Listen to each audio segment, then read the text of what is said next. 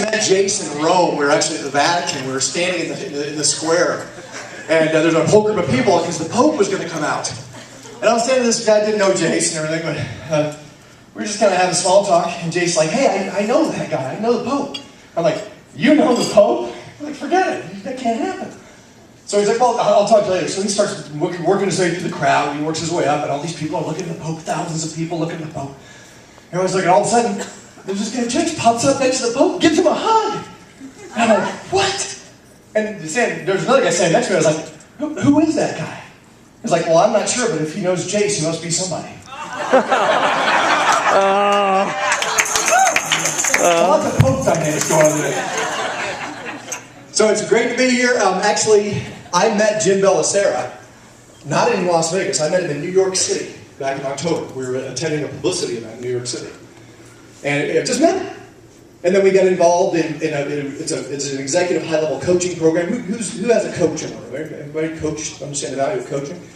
Jim and I are actually co-members of this executive kind of a high-level coaching program. So he and I are members of that together. So we bumped into each other in Philadelphia again a couple months later. And now here he is in Las Vegas. So I'm a big fan of what Jim's about and what Successful Thinkers are all about. So it's an honor to be here. Again, I'm just going to wrap it up. I'm not going to do a lot of talking. But as we talked about at the table, what I'm all about is I'm kind of the accountability guy. So there's 3 aspects to success. And you guys might want to write this down. No, it's like architecture. You think about architecture, the way things are structured. There's 3 fundamental facets of success. Again, write these things down because I want you to stick them on your mirror. So every morning you can realize the first aspect of success that y'all got to have. What do you think it might be?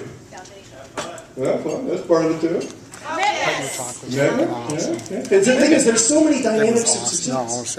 In the context of this moment, we're going to talk about, the first one is personal development. PD, personal development. And one of the things I like about Successful Thinkers, we're all into personal development. Books. Who considers themselves well-read?